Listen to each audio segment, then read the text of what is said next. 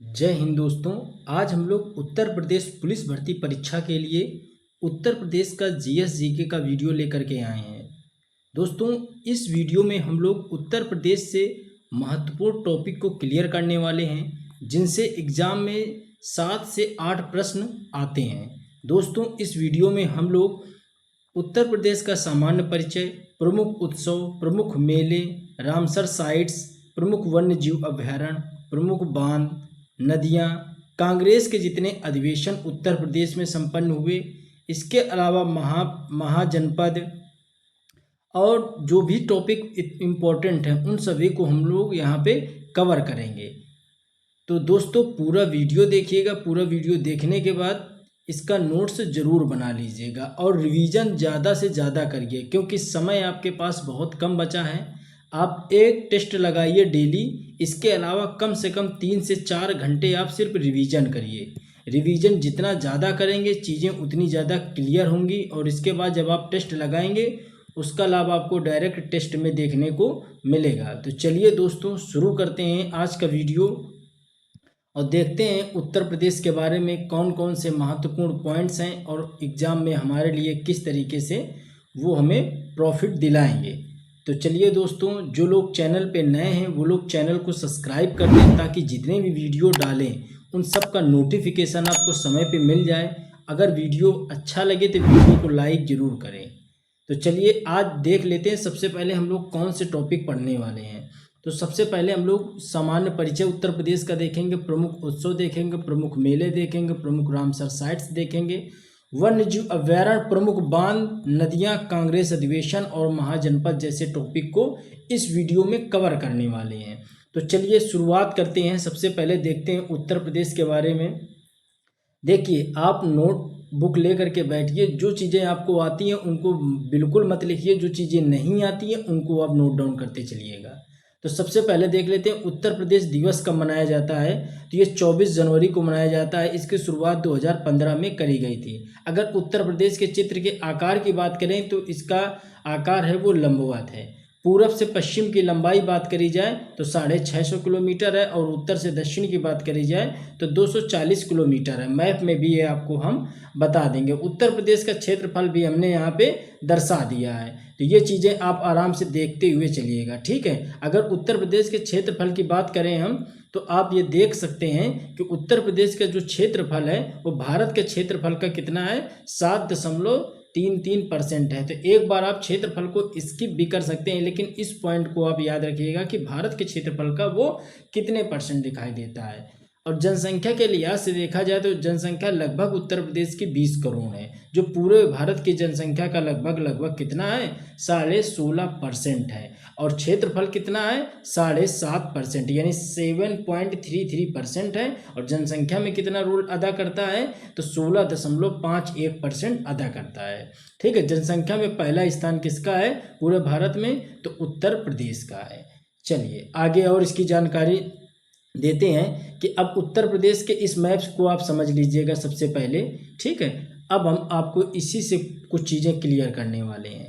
देखो, सबसे पहले आप तो ये जानते हो कि अगर इस तरीके से बना दिया जाए तो ये हमारा पूर्व है और ये पश्चिम है और ये ऊपर वाला पार्ट उत्तर है और नीचे दक्षिण है, ठीक है। तो कभी कभी यही आपसे एग्जाम में क्वेश्चन पूछता है कि उत्तर प्रदेश का पूर्वी जिला, पश्चिमी जिला, उत्तरी जिला और दक्षिणी जिला। तो अगर मैप में इस तरीके से डिनोट कर दिया जाए, ठीक है, तो उत्तर प्रदेश का जो पूर्वी जिला कौन सा है, बलिया। पश्चिमी जिला कौन सा है, शामली। उत्तरी जिला कौन सा है, सहारनपुर। और दक्षिणी जिला कौन सा है, तो सोनभद्र है। तो आपको ये चीज़ें मैप में बिल्कुल से अच्छे से क्लियर हो गई होंगी। वही क्वेश्चन हमने ऊपर आपको ये लिख रखे हैं, तो आप इनको अच्छे से देख लीजिएगा। पूर्वी जिला, पश्चिमी जिला, उत्तरी जिला और दक्षिणी जिला। देखो, समय बर्बाद नहीं करना है। जो चीज़ें आपको कंठस्थ हैं आप वीडियो की स्पीड बढ़ा लीजिए और वीडियो पूरा देख लीजिए, और जो चीज़ें नोट करने योग्य है उनको आप नोट करते चलिए, ठीक है। तो ये बात आप समझ गए कि इसका ये पूर्वी जिला बलिया, पश्चिमी जिला शामली और उत्तरी जिला सहारनपुर और दक्षिणी जिला क्या है,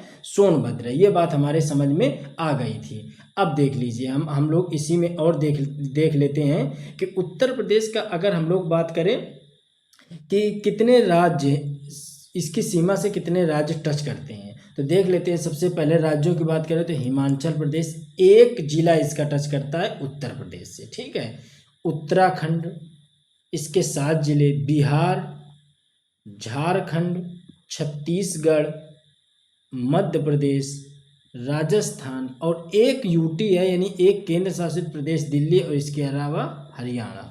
तो कहने का मतलब है 1 2 3 4 5 6 7 8 जिले 8 राज्य टच करते हैं और एक यूटी का है। तो एक यूटी यानी कितने हो गए, टोटल 9 राज्य हो गए जो उत्तर प्रदेश की सीमा को टच करते हैं। ये तो डायरेक्ट आपसे क्वेश्चन हो गया, लेकिन क्वेश्चन यहाँ से नहीं, वो जब आपको एग्जामिनर आपको फंसाना चाहता है तो उसे पता है कि कहाँ से क्वेश्चन को क्रिएट करा जाए। वो आपसे ये पूछता है कि उत्तर प्रदेश की सीमा से टच करने वाला वह राज्य बताइए जिसके सर्वाधिक जिले उत्तर प्रदेश से टच करते हैं। तो कौन सा है, मध्य प्रदेश। इसके 11 जिले हैं जो टच करते हैं, इसके स्पर्श करते हैं। मध्य प्रदेश को उत्तर प्रदेश के 11 जिले हैं जो इसको टच करते हैं। ऐसे राजस्थान के यूपी के 2 जिले हैं जो राजस्थान को टच करते हैं। दिल्ली के 2, ऐसे हिमाचल प्रदेश, ऐसे बिहार, ऐसे उत्तराखंड। तो ये बात आप अच्छे से समझ गए होंगे। पूर्वी जिला, पश्चिमी जिला, उत्तरी जिला और दक्षिणी जिला, कितने राज्य टच करते हैं, कितने यूटी टच करते हैं। सर्वाधिक कौन सा राज्य जिसकी सीमा उत्तर प्रदेश के साथ साझा होती है, तो बता दिया सर मध्य प्रदेश है। इसमें 11 जिले हैं जो उत्तर प्रदेश को जो मध्य प्रदेश के सीमा से लगे हुए हैं। ये बात भी आप अच्छे से समझ गए। अगर आपसे ये पूछ लिया जाए कि सबसे छोटी सीमा किसकी है तो आप तुरंत बताएंगे सर सहारनपुर की है।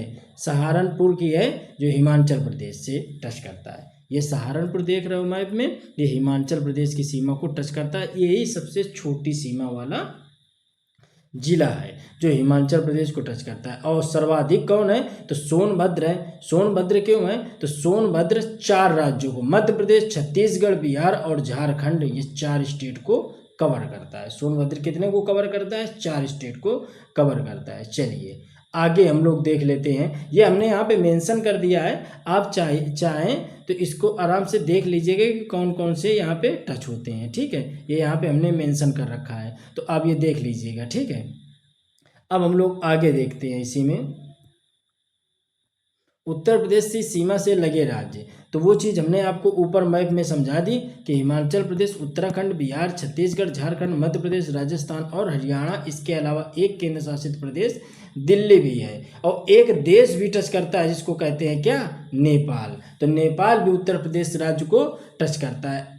8 राज्य टच करते हैं और एक केंद्र शासित प्रदेश टच करता है और एक देश टच करता है। जो नेपाल देश है वो कितने उसके राज्य उत्तर प्रदेश के उससे टच कितने जिले उत्तर प्रदेश के नेपाल राज्य से टच होते हैं, तो इस बात को याद रखिएगा। 7 जिले टच होते हैं। कौन कौन से, पीलीभीत, लखीमपुर खीरी, बहराइच, श्रावस्ती, बलरामपुर, सिद्धार्थनगर और महाराजगंज जैसे जिले हैं जो नेपाल के साथ सीमा अपनी साझा करते हैं। तो कितने जिले हैं सर, 7 जिले हैं। अगर पूछो उत्तर प्रदेश की सीमा से लगे राज्य कितने हैं तो आप बताएंगे 8। ऑप्शन में अगर 8 है तो 8 टिक करेंगे। लेकिन अगर क्वेश्चन पूछता है उत्तर प्रदेश की सीमा से लगे कितने राज्य / संघ प्रदेश, तो आप बताएंगे सर 9। कौन सा, एक यूटी भी आप उसमें दिल्ली को इंक्लूड कर देंगे। और देश की बात पूछे तो एक देश टच करता है नेपाल, और नेपाल से उत्तर प्रदेश के कितने जिले साझा करते हैं सीमा, तो 7 जिले साझा करते हैं। उनका नाम हमने यहाँ पे मेंशन कर दिया। चलिए आगे उत्तर प्रदेश के बारे में जानकारी देखते हैं हम लोग। उत्तर प्रदेश का सर्वाधिक वर्षा वाला जिला कौन सा है, तो गोरखपुर है। और सबसे कम वर्षा वाला जिला कौन सा है, मथुरा है। उत्तर प्रदेश का सबसे बड़ा जिला कौन सा है, क्षेत्रफल के अकॉर्डिंग कौन सा है, लखीमपुर खीरी। और जनसंख्या के अकॉर्डिंग कौन है, इलाहाबाद। ये आप याद रखिएगा। ये जनसंख्या और नगरीकरण जब पढ़ाया जाता है तो वहाँ भी इस यूनिट को अच्छे से समझाया जाता है, वहाँ भी ये चीज़ें कवर करने को आपको मिलेंगी। तो हम आपका उत्तर प्रदेश का परिचय करा रहे हैं तो वहाँ पर आप इन चीज़ों को अच्छे से देख सकते हैं, समझ सकते हैं। तो चलिए अब आगे हम लोग देख लेते हैं। इसी में उत्तर प्रदेश का सबसे छोटा जिला अगर आपसे पूछ लिया जाए तो क्षेत्रफल के अकॉर्डिंग कौन सा है, हापुड़ है। और जनसंख्या के अकॉर्डिंग कौन सा है, महोबा है। तो आपने यहाँ पे 2 चीज़ें समझी। क्या समझा कि उत्तर प्रदेश का अगर सबसे बड़ा जिला पूछा जाए तो बताएंगे सर लखीमपुर खीरी है, ठीक। क्षेत्रफल के अकॉर्डिंग। सबसे छोटा जिला पूछा जाए तो कौन सा है? हापुड़। ठीक, और सबसे छोटा जिला अगर जनसंख्या के अकॉर्डिंग पूछा जाए तो महोबा, और क्षेत्रफल के अकॉर्डिंग पूछा जाए तो इलाहाबाद। ये बात आपने अच्छे से समझ ली, यहाँ पे हमने सारा मेंशन कर रखा है। ठीक है, उत्तर प्रदेश का राजकीय चिन्ह कौन सा है? तो तीर धनुष है। ठीक, 1978 में इसको स्वीकृति मिली थी। इसमें 2 मछली और अवध में मुस्लिम शासक का प्रतीक चिन्ह बना हुआ है। तो इम्पोर्टेंट था, इसलिए हमने यहाँ पे इसको नोट डाउन कर दिया है। परेशान ना होइएगा, एक राष्ट्रीय पशु, राष्ट्रीय पक्षी, राष्ट्रीय ये पेड़ पौधा और ये सब हमने यहाँ पे मेंशन नहीं किया हुआ है, क्योंकि ये सारी चीज़ें बहुत नॉर्मल है, ये सब आपको अच्छे से पता होना भी चाहिए। ठीक है, परीक्षा दें या ना दें वो अलग मैटर है, लेकिन अगर आप एक कॉम्पिटिटिव स्टूडेंट हैं तो आपका ये जिम्मेदारी बनती है कि आपको ये बेसिक चीज़ें पता होनी चाहिए। तो वो चीज़ें हमने यहाँ पे मेंशन नहीं करेंगे, जहाँ से क्वेश्चन फ्रेम होने के चांसेस हैं वो हमने यहाँ पे मेंशन करा है। देखिए, उत्तर प्रदेश की राजकीय भाषा क्या है? तो हिंदी है। कब स्वीकारी गई? 1947 में। दूसरी क्या है? तो उर्दू है। इसको कब स्वीकारा गया? तो 1989 में इसको भी मान्यता मिली थी। उत्तर प्रदेश का राजकीय नृत्य क्या है? तो कथक है। कौन सा है? कथक है। अगर इसी से पूछ ले कथक में कौन कौन से फेमस है तो आप बताएंगे सर बिरजू महाराज का नाम इसमें बहुत पूछा जाता है, तो बिरजू महाराज को आप अच्छे से याद रखिएगा। लच्छू महाराज भी पूछा जाता है। कौन सा? बिरजू महाराज पूछा जाता है, लच्छू महाराज पूछा जाता है। ठीक है, तो इनके नाम आप अच्छे से याद रखिएगा।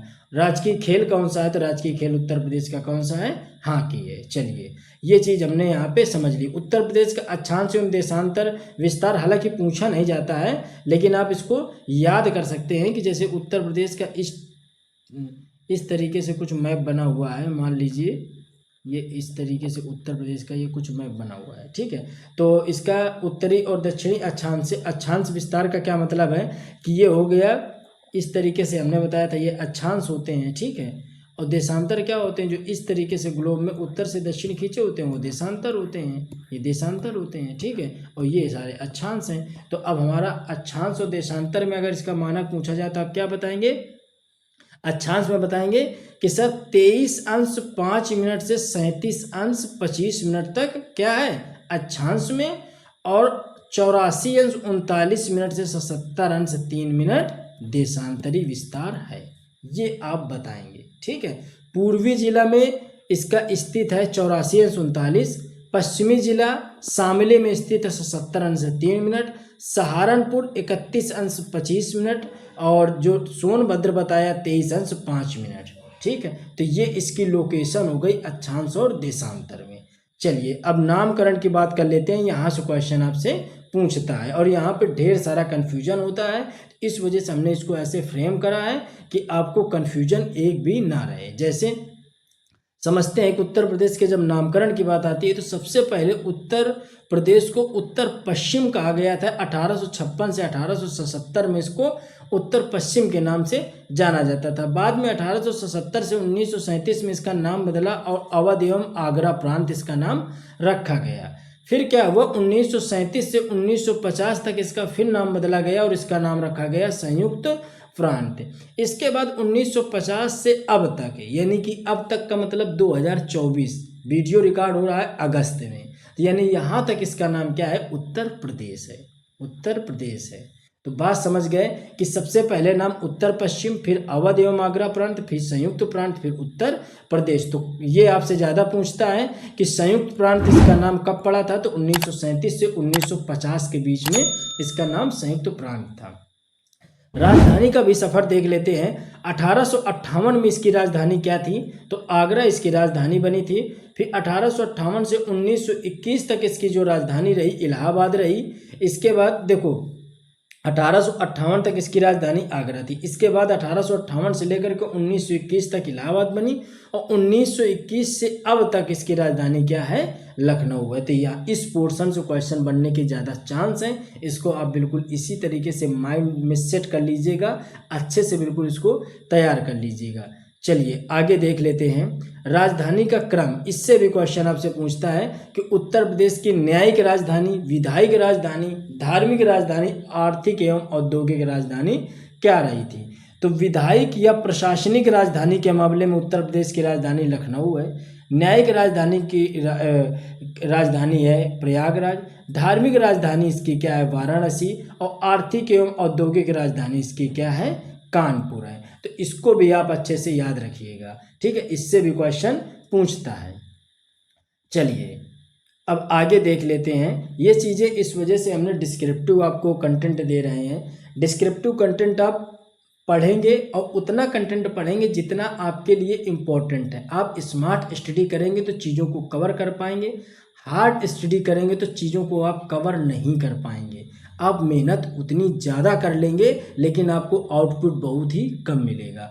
तो आप डिस्क्रिप्टिव चीज़ों को पढ़िए, डिस्क्रिप्टिव पढ़ने के बाद ऑब्जेक्टिव पे फोकस करिए, हल करिए, देखिए कि हमने इस यूनिट को अच्छे से पढ़ा, पढ़ने के बाद भी क्वेश्चन नहीं कर पा रहे हैं तो मतलब इसका मतलब ये है कि कंटेंट सही नहीं है। बात समझ में आ गई? अगर कंटेंट सही है तो आप डिस्क्रिप्टिव क्वेश्चनों, ऑब्जेक्टिव क्वेश्चनों को अच्छे से डील कर पा रहे होंगे। इस चीज़ का आप बिल्कुल से अच्छे से ख्याल रखिए। आप ऐसे व्यक्ति से, ऐसे यूट्यूबर से, ऐसी बुक से पढ़ाई करिए जहां से आप अच्छे से कंटेंट को तैयार कर सके, वो भी एग्जाम के लिहाज से, ठीक है। तो चलिए आगे देख लेते हैं। उत्तर प्रदेश का पुनर्गठन कब हुआ? तो 1856 में इसका पुनर्गठन किया गया। उत्तर प्रदेश में कुल नगर निगम कितने थे? तो 17 नगर निगम है, जिसमें 17वां नगर निगम शाहजहां को बनाया गया था 2018 में। कुल मंडल 18 है, ये सबको पता है। अलीगढ़ 2018 18वां मंडल बना था अलीगढ़। विभाजन की बात करते हैं तो 9 नवंबर 2000 को इसका विभाजन हुआ था। किससे ये अलग हुआ था? तो उत्तरांचल जिसको कहा जाता है वो उत्तराखंड ही है, ठीक है, तो ये अलग हुआ था। उत्तर प्रदेश से 13 जिलों के साथ उत्तरांचल को अलग कर दिया गया था, अलग राज्य बना दिया गया था। 2007 में इसका नाम बदल के उत्तराखंड रखा गया था। तो उत्तराखंड जब अलग हुआ सन 2000 में, तब इसका नाम उत्तरांचल था। कितने जिलों के साथ अलग हुआ था? तो 13 जिले उसको मिले थे, 13 जिलों के साथ वो अलग हुआ था। 2007 में इसका नाम रखा गया था उत्तराखंड। चलिए साक्षरता से भी क्वेश्चन उत्तर प्रदेश से आते हैं, तो चलिए देख लेते हैं। औसत साक्षरता कितनी है? तो 67.72 है। आप राउंड फिगर में याद रखिए 67। महिला साक्षरता औसत कितनी है? तो 57.18% है, लेकिन आप याद रखिएगा राउंड फिगर में 57, ठीक है, 57.18। पुरुष औसत साक्षरता की बात करें तो 70.3% है, लेकिन आप इनको याद रखनी है 77। राउंड फिगर में आप याद इस वजह से कह रहे हैं कि आप इनको याद रखेंगे, क्वेश्चन इसी तरीके से बनाता है तो आप ऑप्शन को आसानी से टिकल कर लेंगे।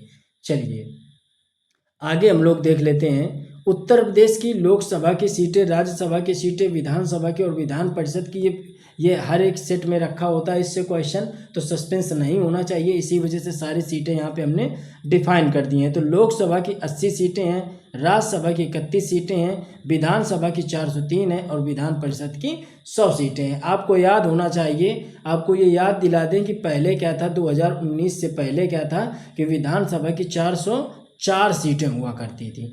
एक सीट उसमें कम हुई थी, एक जो सीट कम हुई और वो सीट कौन सी थी? तो एक सीट का मनोनयन अनुच्छेद 334 के तहत राज्यपाल द्वारा किया जाता था। लेकिन 104वां संविधान संशोधन अधिनियम जब आया 2019 में, तब इस सीट को समाप्त कर दिया गया। यही कंडीशन बनी थी जब हमने आपको लोकसभा के बारे में बताया था कि लोकसभा में जो 2 लोग मनोनीत हुआ करते थे, तो उन 2 लोगों का पद समाप्त कर दिया गया था। तो लोकसभा में पहले 552 अधिकतम सीटें हुआ करती थीं, अब उस समय 550 अधिकतम सीटें थी। जब 552 अधिकतम सीटें होती थी तब 545 पे क्या होती थी? 545 वर्तमान में सदस्य चुने होते थे और वोटिंग होती थी कितने में? 545 में ही, ठीक है। और अब क्या है, 543 में इस समय वर्तमान में क्या होती है? वोटिंग होती है। तो ये चीज़ आप अच्छे से, ये चीज़ें हम समझा चुके हैं पिछले क्लास में, ठीक है। अधिकतम सीटें तब हुआ करती थी 550, लेकिन वर्तमान में उस समय सीटें थी कितनी? 552 में 550 थी, और जब 550 हुई थी तब सीट हो गई थी कितनी? 545, ठीक है। तो ये चीज़ें हम वहाँ पे अच्छे से डिफाइन कर चुके हैं। वहाँ से आप जा कर के वीडियो देख लीजिएगा अनुच्छेद वाला, वहाँ से आपको ये चीज़ें अच्छे से समझ आ जाएंगे। अब देख लेते हैं आगे कि विश्व में 4 देश हैं जिनकी राजधानी उत्तर प्रदेश से ज़्यादा। विश्व में केवल 4 देश हैं जिनकी जनसंख्या उत्तर प्रदेश की जनसंख्या से अधिक है। चीन, भारत, अमेरिका, इंडोनेशिया के बाद उत्तर प्रदेश का नंबर आता है। ठीक है, जो टक्कर देते हैं जनसंख्या के मामले में कि इंडोनेशिया के बाद उत्तर प्रदेश एक ऐसा राज्य है भारत का जिसकी जनसंख्या इन 4 देशों के बाद 5वें नंबर पे आती है। एनसीआर में भी कभी कभी क्वेश्चन आपसे पूछता है कि राष्ट्रीय राजधानी क्षेत्र में कितने राज्य शामिल हैं, जिले शामिल हैं उत्तर प्रदेश के, तो 8 जिले शामिल हैं। अब वो 8 जिलों के नाम आपको याद रखने हैं। बागपत, बुलंदशहर, शामली, ये 2018 में अंतिम जिला बनाया गया था। गाजियाबाद, गौतम बुद्ध नगर, मुजफ्फरनगर, मेरठ और हापुड़, ये टोटल 8 जिले हैं जो एनसीआर में शामिल हैं। अब एनसीआर क्या होता है तो इसको समझ लो। 1985 में राष्ट्रीय राजधानी मंडल बनाया गया जिनका उद्देश्य न कि दिल्ली के आसपास के क्षेत्रों में कोई कमी रह जाए, इस तरह से डेवलप किया जाए, क्योंकि दिल्ली के भारत का केंद्र था। फिर दिल्ली को 1991 में एनसीआर में शामिल करने का दर्जा मिला था। अब बात समझो, ये थ्योरी को आप भूल जाओ, समझो कि कहने का मतलब है कि एनसीआर में वो जिले शामिल करे गए थे जो दिल्ली के पड़ोसी थे, जो दिल्ली के बिल्कुल पास के थे। वो क्यों शामिल करे गए थे? क्योंकि दिल्ली भारत की राजधानी थी और दिल्ली के आसपास के क्षेत्र को डेवलप करना था। क्योंकि दिल्ली राजधानी है तो जितने भी chief guest, foreigner chief guest होते हैं, चाहे वो राष्ट्रपति किसी के देश के हों या प्रधानमंत्री हों, तो वो दिल्ली आते हैं। वो दिल्ली आते हैं तो वो वहाँ पे क्या करते हैं? ट्रैवलिंग करते हैं, घूमते हैं। तो इसकी वजह से उस चीज़ को और बेहतर दिखाने के लिए दिल्ली के जो सटे हुए ज़िले थे उनको भी क्या किया गया? डेवलप किया गया। उन्हीं को नाम दिया गया एनसीआर। तो एनसीआर में टोटल यूपी के 8 जिलों को सम्मिलित किया गया था। एनसीआर में राजस्थान के भी जिले भी सम्मिलित हैं। तो ठीक है, तो ये बात आप अच्छे से समझ गए होंगे कि एनसीआर क्या था, एनसीआर को क्यों डेवलप किया गया है, और एनसीआर में उत्तर प्रदेश के कितने जिले सम्मिलित हैं। चलिए, 8 जिले उत्तर प्रदेश के सम्मिलित हैं, उनको आपने यहाँ पे समझ लिया। अब समझ लेते हैं कि इनमें से 3 राज्यों से 23 सम्मिलित हैं। देखो, अभी हमने बताया एनसीआर में देखो हरियाणा के 13 जिले सम्मिलित हैं, राजस्थान के 2 और उत्तर प्रदेश के 8। तो यानी कि एनसीआर में इतनी चीज़ों को अब क्या गया है? डेवलप करा गया है। हरियाणा के 13 जिले, राजस्थान के 2 और उत्तर प्रदेश के 8 जिलों को डेवलप किया गया। एनसीआर में टोटल 23 जिले अभी तक सम्मिलित किए जा चुके हैं। एनसीआर को बता दिया कि राजधानी क्षेत्र की वजह से उसके पड़ोसी जितने भी जिले हैं उनको डेवलप किया जाता है, ताकि राजधानी क्षेत्र का जो इम्पैक्ट है वो बेहतर बना रहे उन परिप्रेक्ष्य से, उन जिलों के परिप्रेक्ष्य से, वो जिले सुव्यवस्थित और सुंदर दिखाई दें। ठीक है, इस वजह से उनको डेवलप किया गया। अब देख लेते हैं उत्तर प्रदेश के एक्सप्रेसवे, इनसे भी कभी कभी क्वेश्चन आ जाता है। तो देख लेते हैं, जो गंगा एक्सप्रेसवे है वो नोएडा से लेकर के बलिया तक है। गंगा एक्सप्रेसवे कहाँ से है? नोएडा से लेकर के बलिया तक है। टोटल 628 किलोमीटर इसकी रेंज है। कितनी है? 628 किलोमीटर गंगा एक्सप्रेसवे की रेंज है। 2023 तक यह पूर्ण हुआ था। अब देखते हैं ताज या यमुना एक्सप्रेसवे, तो नोएडा से लेकर के आगरा तक, नोएडा से आगरा तक ये है ताज एक्सप्रेस। इसी को यमुना एक्सप्रेसवे के नाम से हम लोग जानते हैं और यह टोटल 165.3 किलोमीटर का बना हुआ है। तो चलिए, ये भी आपने अच्छे से समझ लिया। अब देखो, हमने क्या करा, जितना भी उत्तर प्रदेश का सामान्य परिचय था, चाहे वो जनसंख्या से लेकर के हो, राजधानी क्रम से लेकर के हो, राजधानियाँ रही हों, या उत्तर प्रदेश के नामकरण से लेकर के उसका इतिहास रहा हो, कितने सीमावर्ती ज़िले हैं, कितने राज्य सीमावर्ती उत्तर प्रदेश से टच होते हैं, इन सब को हमने आपको अच्छे से बता दिया जितना आपके एग्ज़ाम के लिए इम्पोर्टेंट था। अब हम लोग अगला टॉपिक देखने वाले हैं रामसर साइट के बारे में। तो रामसर साइट के बारे में हम लोग यहाँ पे पढ़ने वाले हैं। तो चलिए समझ लेते हैं रामसर साइट के बारे में। देखिए, टोटल भारत में रामसर साइट की बात करें तो 82 रामसर साइट हो चुकी हैं। ठीक है, अब तक कितनी हो गई हैं? 82। ये करंट अफेयर में हमने इसको अच्छे से डिस्क्राइब किया था, जो जुलाई मंथ की करंट अफेयर डाली है उसमें चीज़ों को डिफाइन किया हुआ है विधिवत तरीके से। टोटल 82 हैं। उत्तर प्रदेश में कुल रामसर स्थल कितने हैं? तो 10 हैं। ठीक है, सबसे ज़्यादा रामसर स्थल की बात करें तो 16 तमिलनाडु में है।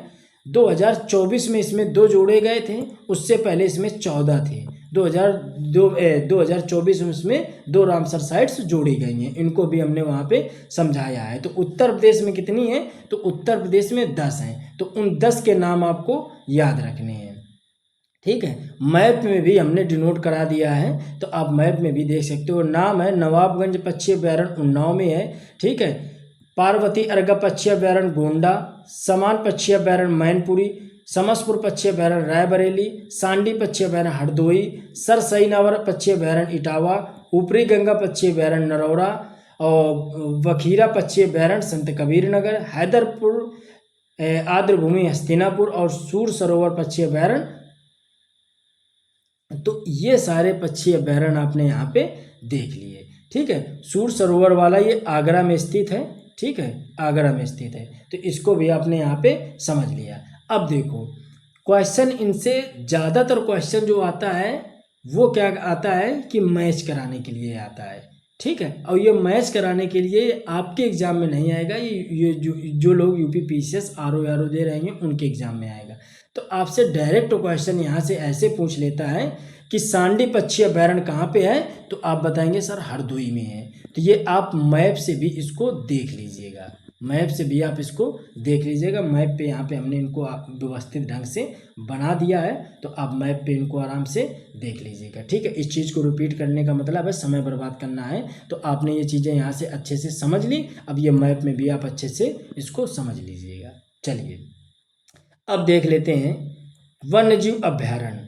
ठीक है, वन्यजीव अभ्यारण्य में आपको सिर्फ इतने ही, जितने हमने आपको रामसर साइट बताए इतनी ही उत्तर प्रदेश में पढ़नी है, क्योंकि 10 रामसर साइट उत्तर प्रदेश में है। उन्हीं 10 को हमने आपको यहाँ से बता दिया, उन्हीं चीज़ को हमने पहले डिस्क्रिप्टिव दिखा दिया और फिर आप मैप में देख सकते हो। अब देखो वन्यजीव अभ्यारण्य, वन्यजीव अभ्यारण्य पढ़ने से पहले आप एक चीज़ देख लो। वन्यजीव अभ्यारण्य का मतलब है वाइल्ड लाइफ सेंचुरी और राष्ट्रीय पार्क को नेशनल पार्क कहते हैं, और जैवमंडल आरक्षित क्षेत्र का मतलब है बायोस्फीयर रिजर्व। इन तीनों में अंतर समझ लो सबसे पहले। ठीक है, सबसे पहले वन्यजीव अभ्यारण्य ही हमें पढ़ने हैं, लेकिन इन तीनों में अंतर समझ लो। ये तीनों टर्म्स आपको मिलते होंगे, ये तीनों टर्मोलॉजी आपको खूब देखने को मिलती होगी। तो समझ लेते हैं वन्यजीव अभ्यारण्य क्या होता है। तो जीव जंतुओं का प्राकृतिक निवास होता है वन्यजीव अभ्यारण्य। यहाँ पे आप कटाई नहीं कर सकते हैं, कटाई मना होती है, शिकार नहीं कर सकते हैं और पशु चराई नहीं कर सकते हैं। और राष्ट्रीय पार्क क्या होता है, तो जीव जंतु, वनस्पति और ऐतिहासिक वस्तुओं का संरक्षण किया जाता है। यहाँ पे क्या था, सिर्फ जीव जंतुओं का था, लेकिन यहाँ पे जीव जंतुओं के अलावा वनस्पतियों और ऐतिहासिक वस्तुओं को भी संरक्षण दिया जाता है राष्ट्रीय पार्क में।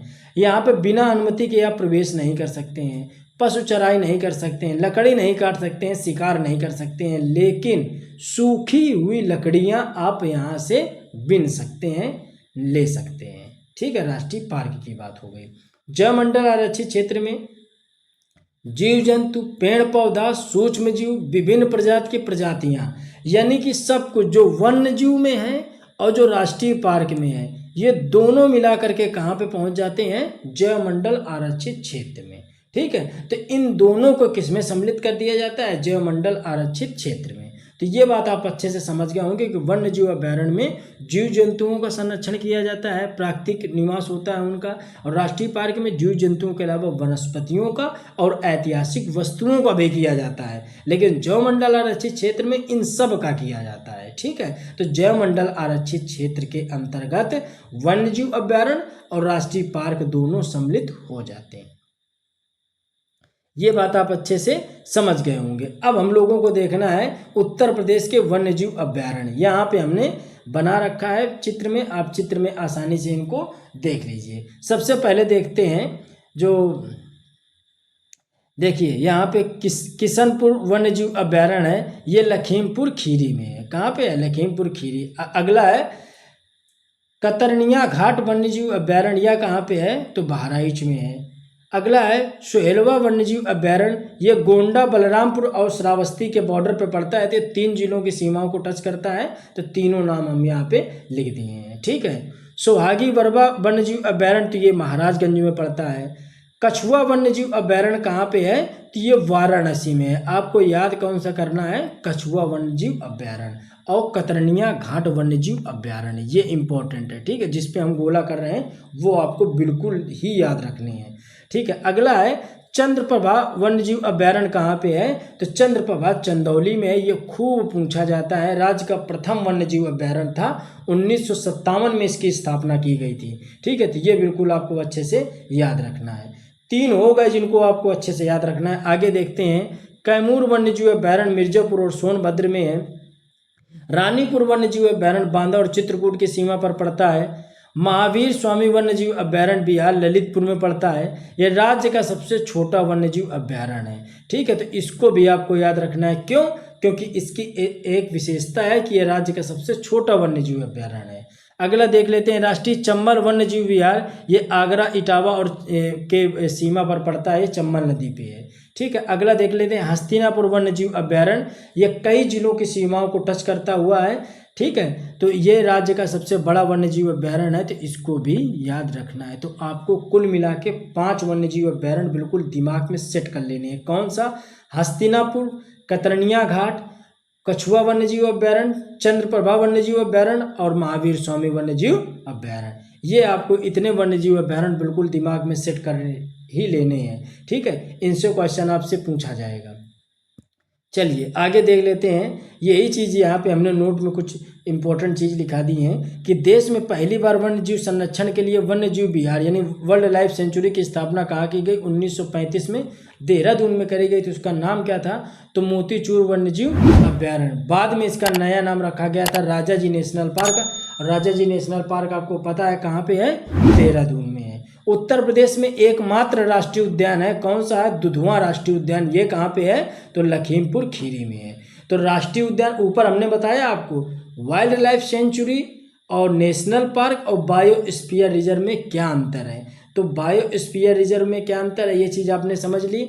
अभी हमने आपको ऊपर वाइल्ड लाइफ सेंचुरी यानी वन्यजीव अभ्यारण्य बताएं, और उत्तर प्रदेश में मात्र एक राष्ट्रीय उद्यान यानी नेशनल पार्क स्थित है जिसका नाम है दुधवा राष्ट्रीय उद्यान। ये कहाँ पे है? लखीमपुर खीरी में है। तो ये आपको अच्छे से याद रखना है, वन्यजीव अभ्यारण्य।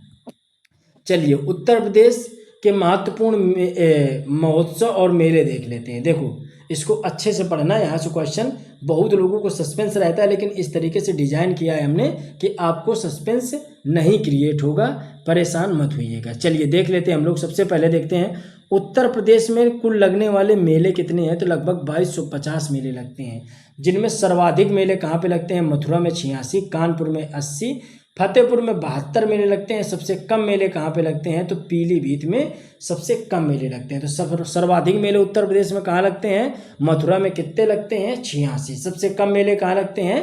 पीलीभीत में। चलिए अब देख लेते हैं कुंभ मेला। तो कुंभ मेला भी 3 तरीके से होता है। एक होता है महाकुंभ, एक होता है कुंभ। ठीक है, एक होता है माघ मेला। तो अब समझो विश्व का सबसे जो बड़ा मेला होता है उसको महाकुंभ मेला कहा जाता है। प्रत्येक 12 वर्ष में लगता है। लगता कहाँ पे है? तो यह प्रयागराज में लगता है। ठीक है, माघ मेला भी प्रयागराज में लगता है, ये प्रतिवर्ष लगता है। लेकिन जो कुंभ मेला होता है उसको अर्ध कुंभ के नाम से जानते हैं, अर्ध महाकुंभ के नाम से जानते हैं, क्योंकि महाकुंभ 12 वर्ष में लगता है और कुंभ 6 वर्ष में लगता है। तो कुंभ मेला की तो जानकारी सबको होगी कि कुंभ मेला कहाँ लगता है? प्रयागराज में लगता है।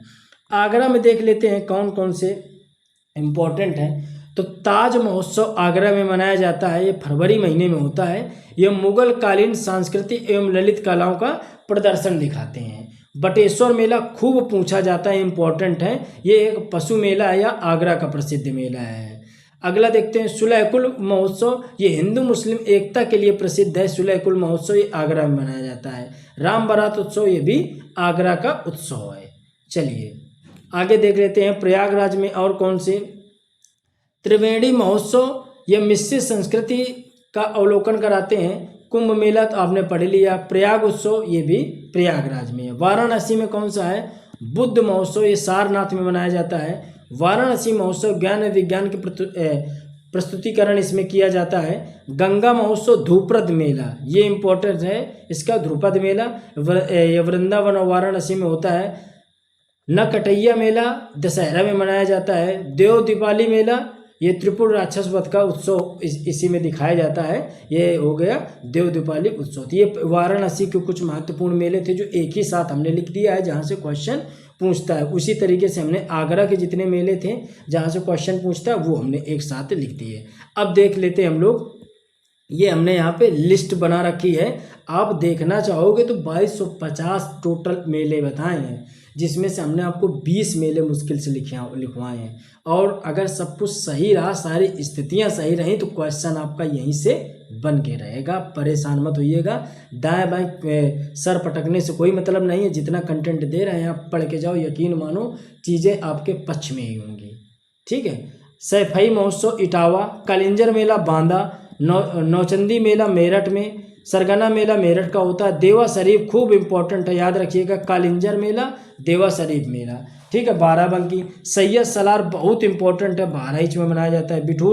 बिठूर गंगा मेला कानपुर का है। और यहाँ पे अभी आपको बताएंगे परिक्रमा मेला सीतापुर, ढाई घाट मेला शाहजहांपुर, कजली मेला महोबा। कजली कहाँ का है? महोबा का है। जबकि कजरी कहाँ का है? मिर्जापुर का है। कजरी कहाँ का है? मिर्जापुर का है। कल की मेला संभल में है। लट्ठमार होली तो पता है मथुरा बरसाना में मनाई जाती है। काम्पिल्य महोत्सव फर्रुखाबाद में। रामायण मेला अयोध्या में मनाया जाता है। खिचड़ी मेला गोरखपुर में मनाया जाता है। तो ये भी इम्पोर्टेंट है।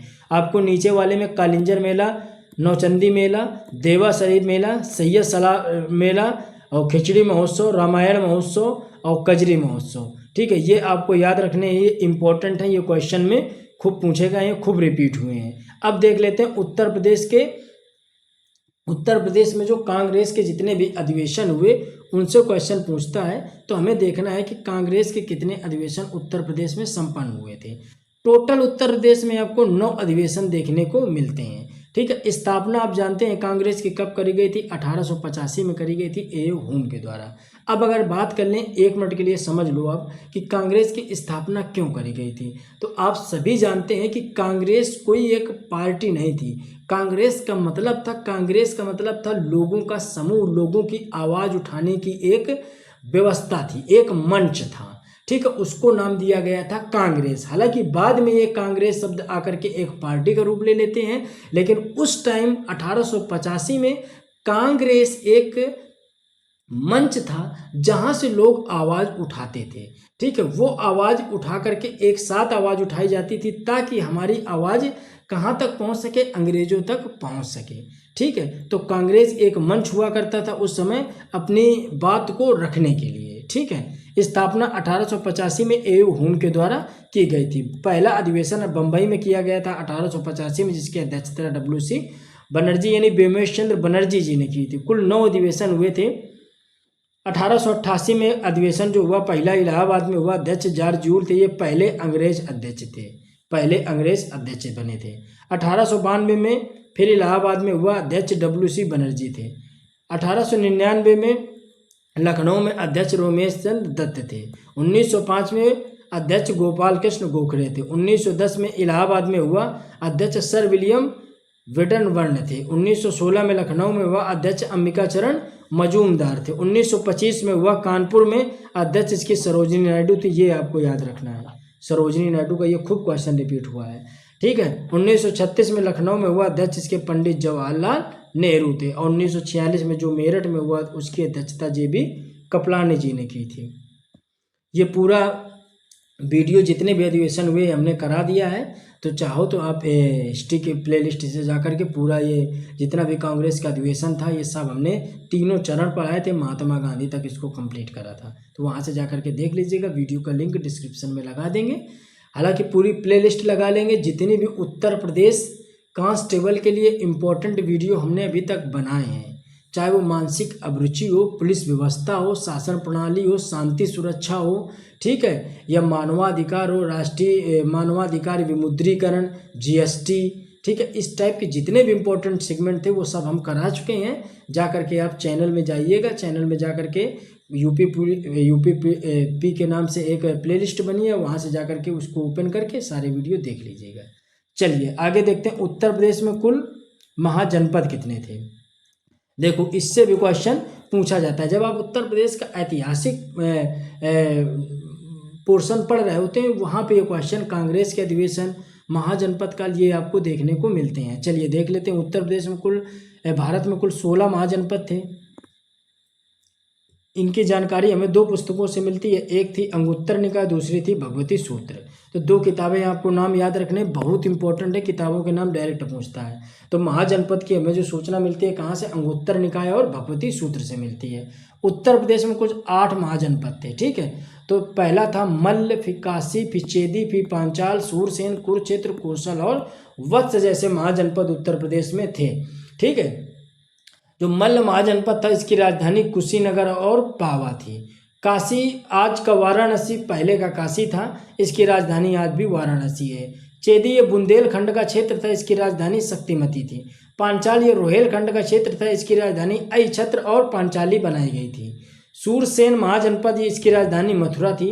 कुरुक्षेत्र राजधानी इंद्रप्रस्थ थी। इंद्रप्रस्थ आज पहले का इंद्रप्रस्थ आज का वो दिल्ली है।